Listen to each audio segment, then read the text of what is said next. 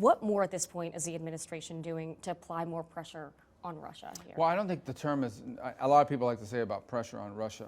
Our sense of it is that the Russians are going to try to achieve in the battlefield what they've demanded in the negotiating table, which is certain territories at their administrative lines and the like. We think it's going to be a lot harder for them to achieve that than they think it's going to be. The truth is that in this year alone, since January, over 80,000 Russian troops have been killed just since January. I think you compare that to the Ukrainian numbers are far less, so the death ratio is very bad, but Putin keeps feeding into the war machine. We'd like this conflict to end. It's bloody, it's destructive, it's nonsensical, but nonetheless, they have not shown a willingness to move forward. So we're going to continue to engage. The president's going to continue to engage. Look, Will the president, because he said before he might walk well, away. engage in the sense that there's an opportunity for us to make a difference and get them to the table. We're going to take it. He wants to see this war end.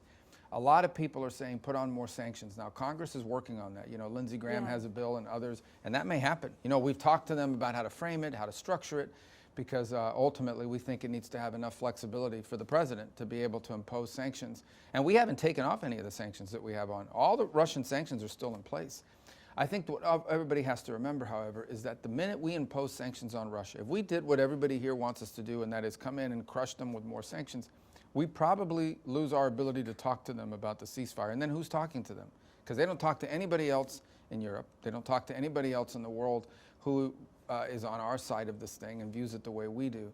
So I don't think the president will know the right time and place in which he may have to do that. He has said he may have to do that.